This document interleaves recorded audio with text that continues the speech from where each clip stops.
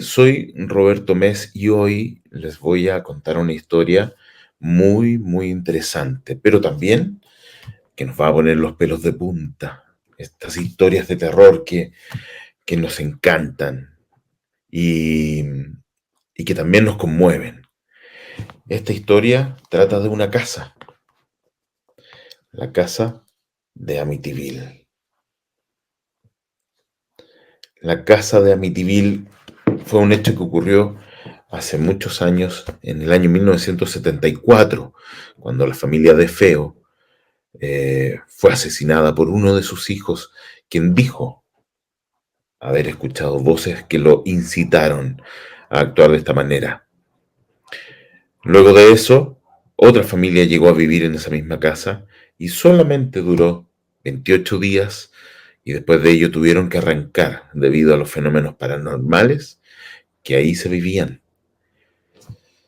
Yo escribí un libro, Niebla, que narra una historia similar a esta de Amityville, una historia de terror, de fantasmas, de suspenso, de misterio y de fenómenos sobrenaturales.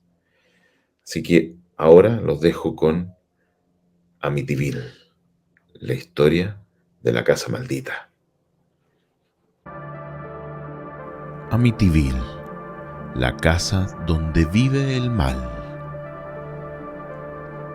En 1974, un joven asesinó a balazos a sus padres y sus 3 hermanos en su casa de Amityville, Estados Unidos. Cuando fue detenido, culpó a una voz diabólica que le ordenó asesinar a toda su familia. Pasado un tiempo, un matrimonio y sus hijos compraron la casona, pero a los 28 días tuvieron que abandonarla por los horrores que ahí presenciaron. En 1974, Estados Unidos quedó impactado por el asesinato de una familia completa en un pequeño pueblo llamado Amityville, ubicado en Long Island, Estados Unidos. Todo comenzó cuando el mayor de los hijos del matrimonio, Ronald DeFeo, disparó a sus padres y 4 hermanos, mientras todos dormían al interior de la casa en el 112 de Ocean Avenue. Ronald DeFeo tenía 23 años y la noche anterior al homicidio drogó a sus víctimas para poder ejecutar su plan, que consistía en fusilarlos uno a uno en sus respectivas habitaciones.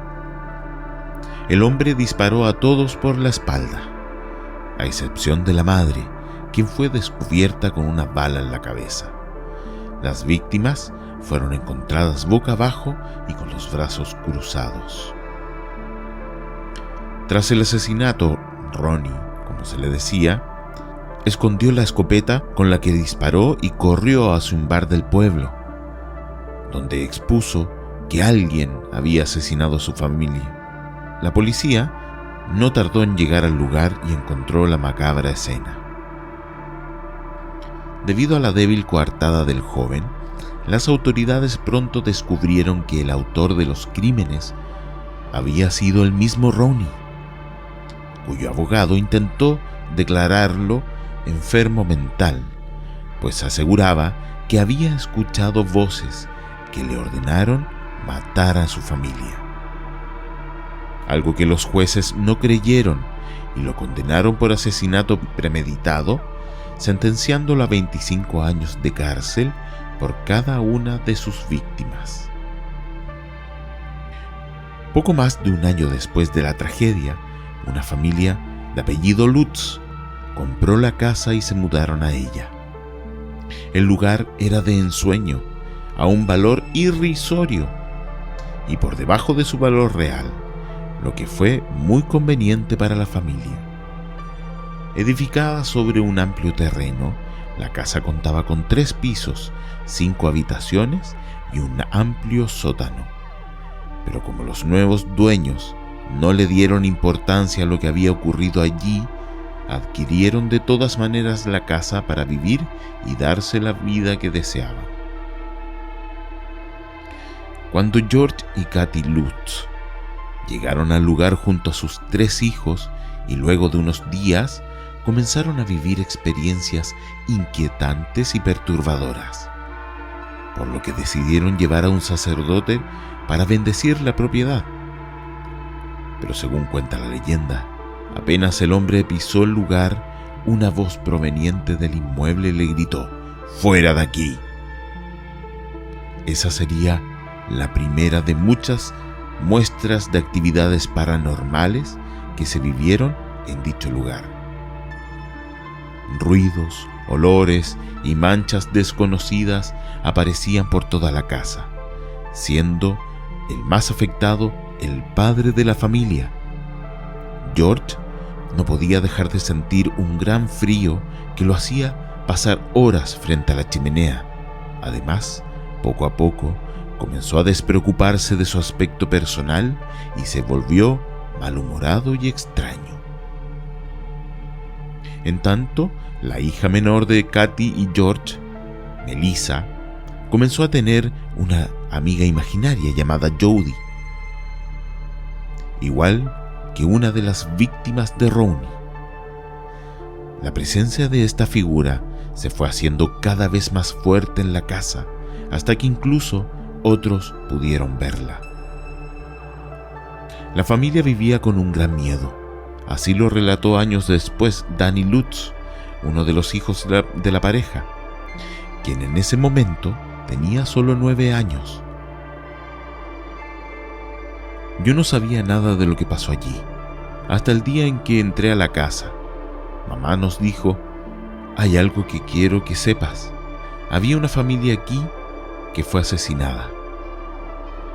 Ella nos preguntó si nos molestaría, pero cuando uno tiene esa edad, apenas sabe lo que es un asesinato, reveló Danny en un documental sobre lo ocurrido. Yo creo que el mal puede manifestarse de cualquier manera o forma que elija, y yo estoy seguro de que era víctima de eso. Mi madre solía decir que las cosas buenas le pasan a la gente buena y que las cosas malas le pasan a la gente mala, pero a veces las cosas malas también le pasan a la gente buena, agregó. Con el paso de los días, no solo los olores, ruidos y las manchas comenzaron a preocuparlos. En una ocasión encontraron toda una colonia de moscas en una habitación y en otro momento, según reveló Danny, vio unos ojos rojos malignos en la ventana del dormitorio de su hermana menor, Melissa. Las cosas se salieron de control cuando Danny y su hermano levitaron en la cama. Los dos nos despertamos y nuestras cabeceras y pies estaban aplastándonos y golpeándonos uno al otro en el techo. Después de eso, mamá me dijo: ve a preparar tu maleta, nos vamos a casa de la abuela, vamos a salir de aquí. Yo no sabía que nunca regresaría a la casa de Amityville, recordó. Y así fue. Tras los múltiples ataques, la familia abandonó todo y se fueron del lugar sin nada. Los medios de comunicación, por supuesto, se enteraron de lo ocurrido y decidieron cubrir la noticia, lo que hizo que el pueblo dudara de las palabras de la familia, ya que aseguraban que solo buscaban dinero. Mientras el pueblo no les creía, Ed y Lorraine Warren, un matrimonio expertos en temas paranormales, fueron llamados para investigar lo que estaba ocurriendo allí. Decisión que posteriormente lamentarían.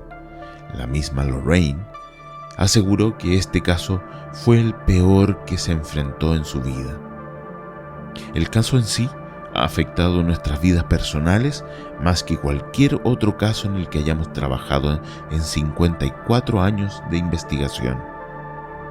Hemos estado involucrados en peligrosos casos diabólicos. Hemos estado involucrados en levitaciones y sangre procedente de los ojos de alguien, todo tipo de cosas malas, pero este caso nos persiguió hasta nuestra casa, señaló Lorraine en una entrevista. Nos atacaron la primera vez que entramos a la casa y eso es muy inusual, agregó. Durante el tiempo que duró la investigación, la pareja no solo fue agredida físicamente, Ed fue lanzado al piso varias veces mientras rezaba o realizaba provocaciones religiosas, sino que también espiritualmente, ya que aseguraba haber sentido una presencia demoníaca y haber visto los cuerpos de la familia de Feo. Como si esto fuera poco, el equipo de la pareja logró captar la imagen de lo que parece ser un niño fantasma en el segundo piso de la casa, donde se supone que no había nadie más. Aunque el horror de Amityville se convirtió en una leyenda en sí, había una que le precedía y que podría explicar todos los extraños hechos que vivieron estas familias. Según se decía en el pueblo, la tierra donde estaba construida la casa pertenecía a un hombre llamado John Ketchum, un practicante de magia negra que tenía una cabaña donde se edificó la casa de Amityville. El hombre también pidió que sus restos fueran enterrados en aquella tierra. Otra leyenda aseguraba que los indios Shinnecock también en algún momento vivieron en esas tierras, las que fueron utilizadas para albergar a los enfermos y los locos, los que dejaron morir a solas. Los Warrens creían que el sufrimiento que había ocurrido en el lugar dejó la propiedad con una energía muy negativa y una oscura historia, lo que es un imán para los espíritus demoníacos y lo sobrenatural. Gracias a los investigadores, los Lutz pudieron recuperar parte de sus cosas y la escritura de la propiedad, lo cual permitió que la casa pueda ser vendida nuevamente. En el año 2010 se vendió por $950,000 y hoy está otra vez en el mercado. Sin embargo, no ha habido más informes de extrañas actividades, pero hay que estar atentos. Como dice el dicho, la mejor estrategia del diablo es hacer creer que no existe.